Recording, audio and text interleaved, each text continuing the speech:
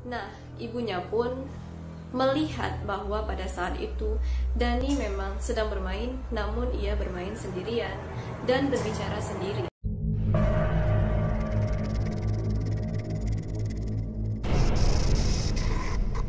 Halo guys, jumpa lagi dengan Mia. Nah, masih ingatkah kalian pada tanggal 26 Desember 2004, tepatnya di kota Banda Aceh, Indonesia, telah terjadi sebuah bencana gempa dan tsunami yang kemudian menjadi bencana paling mematikan sepanjang sejarah, dengan tercatat sekitar 220.000 sampai 280.000 korban jiwa dari 14 negara seperti Indonesia yang paling parah, dan negara-negara lain seperti Malaysia, Thailand, dan lain sebagainya. Nah, ternyata di balik dari bencana ini terdapat sebuah kisah mistis yang dialami oleh salah satu korban bencana tsunami Aceh ini. Kisah ini dituliskan dalam sebuah utas di akun Twitter @danibahri yang berjudul Seminggu Setelah Tsunami Aceh. Lalu bagaimana kisahnya? Langsung aja kita mulai. Pada tanggal 1 Januari 2005, tepatnya di hari Sabtu, seminggu setelah tsunami Aceh, Dani dan ibunya pulang ke kampung halamannya dari tempat pengungsian. Nah, sebenarnya Dani ini memiliki seorang abang dan juga kakak yang pada saat itu lebih memilih untuk tinggal di tempat pengungsian daripada ikut pulang ke kampung halamannya. Nah, dari tempat pengungsian menuju ke kampung halamannya, mereka naik mobil pickup. Namun, untuk sampai ke rumah, mereka masih harus jalan kaki sekitar 20 menit. Sepanjang perjalanan yang mereka lihat hanyalah pohon tumbang, rumah ambruk, dan juga mayat yang mungkin memang belum sempat dievakuasi oleh tim relawan. Nah, di tengah perjalanan, Dani ini melihat sesosok satu mayat yang tak dikenalinya dengan memakai baju daster berwarna merah dan berlumuran tanah. Ketika ia sedang menatap ke arah mayat tersebut, tiba-tiba ibunya pun berkata, "Nak, jangan dilihat. Mereka itu orang baik. Mereka tidak akan mengganggu kita." Kemudian sesampainya di rumah, mereka pun melihat rumahnya yang sudah rata dengan tanah, habis terbawa arus, dan segera mendirikan tenda dibantu oleh tim relawan. Pada malam harinya, tepatnya ketika ibunya sedang sholat maghrib, Dani pun keluar dari tenda, berjalan-jalan di luar, dan seketika ia pun mendengar suara tangisan bayi yang sangat memilukan. Dia pun langsung berlari ke arah ibunya dan mengatakan bahwa ia mendengar suara tersebut. Nah, ibunya pun menyangkal pernyataan Dani dan mengatakan bahwa mungkin Dani hanya berhalusinasi saja. Kemudian Dani pun tidak menghiraukan apa yang didengarnya karena mungkin memang ia sedang berhalusinasi. Pada pukul 10 malam ketika mereka sedang tidur, tiba-tiba Dani ini terlihat kritis dan ia pun memberanikan diri untuk keluar dari tenda. Nah, di luar tenda ia menemukan dua orang wanita, nenek-nenek, dan yang satu lagi perempuan berkerudung putih. Ketika itu Dani mendengar mereka sedang berbicara seperti nenek tersebut sedang marah dengan gadis yang ada di sana.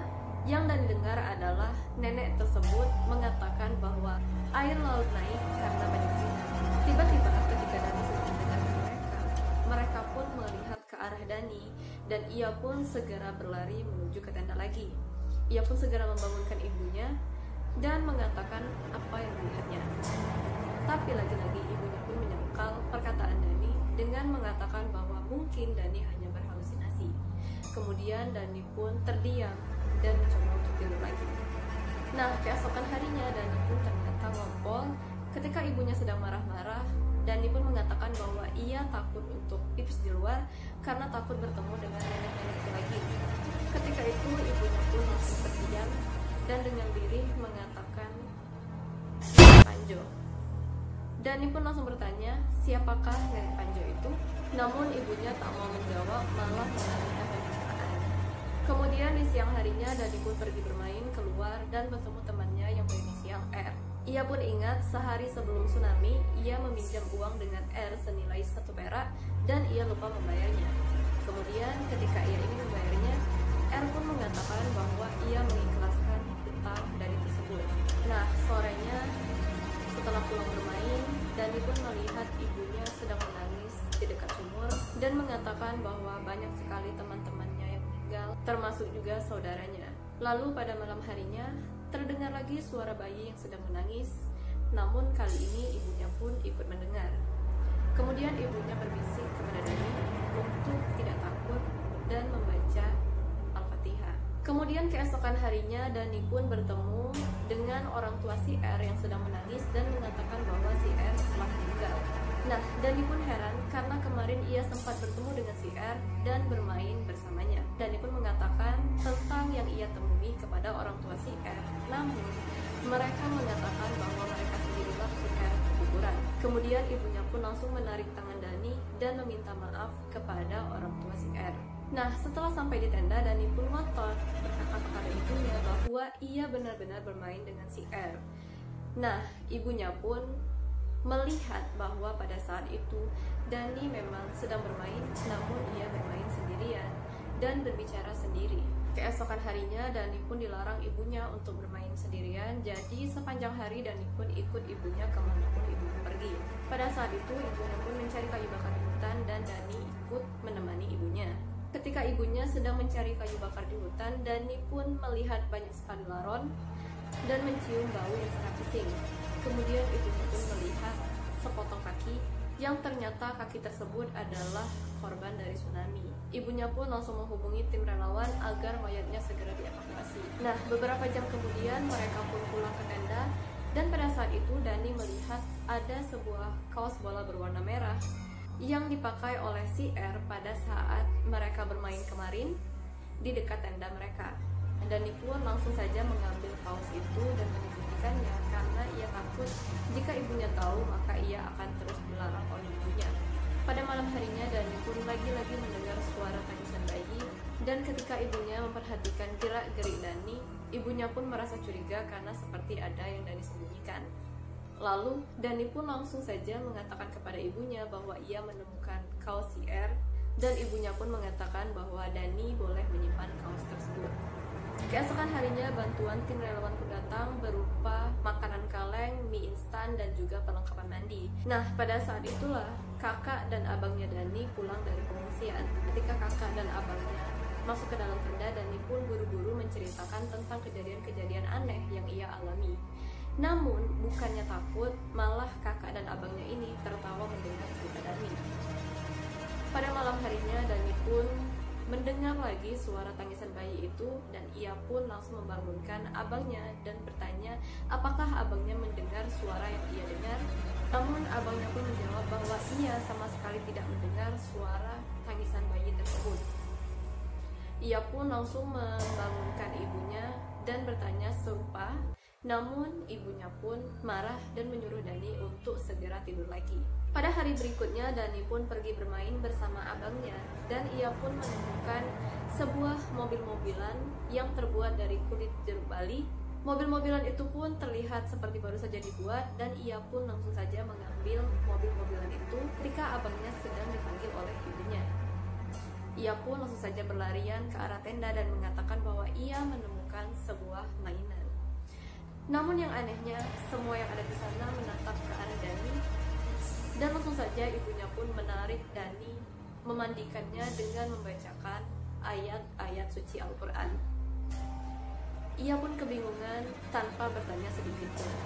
Setelah selesai dimandikan, Dani pun segera mendekat ke arah abangnya dan bertanya tentang mainan yang ia bawa. Abangnya pun terkejut dan mengatakan bahwa yang Dani pegang bukan merupakan mainan, melainkan sebuah baju daster merah yang berlumuran tanah.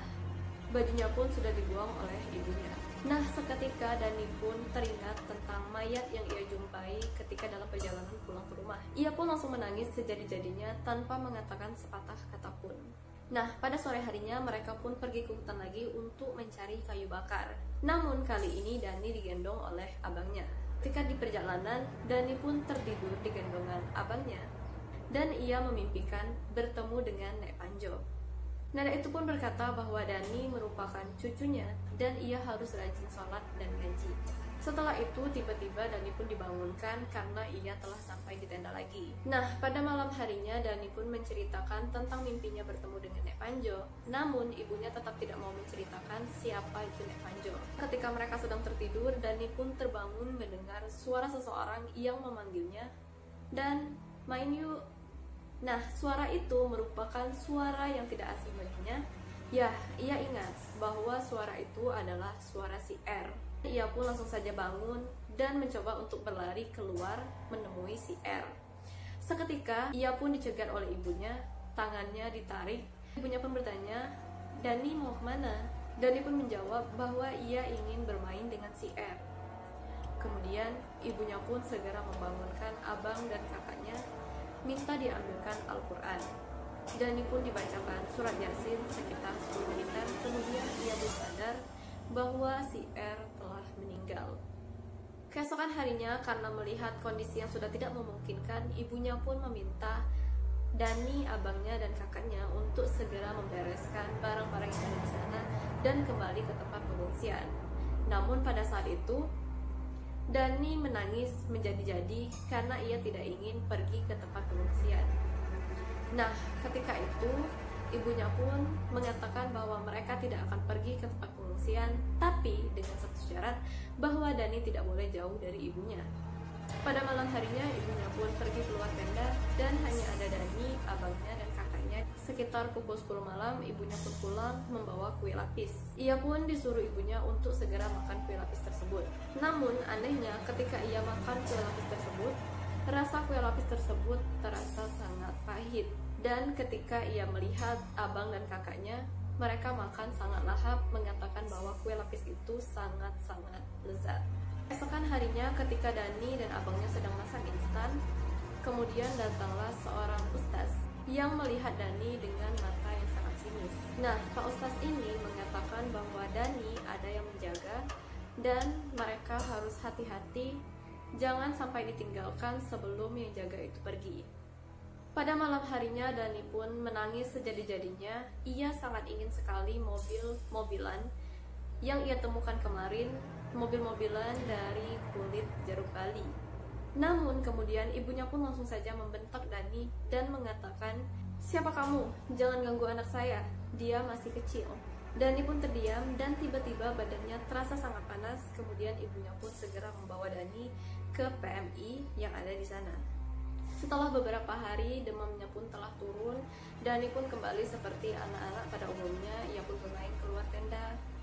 Dan ketika ia sedang bermain, ia pun kembali lagi mendengar suara si R yang mengajak Dani untuk bermain. Kemudian ia pun teringat bahwa si R telah meninggal dan ia pun teriak mengatakan bahwa R bukan lagi temannya dan ia pun tidak mau lagi bermain dengan si R. Ibunya pun langsung mendatangi Dani, memeluknya sambil membacakan surah Al-Quran.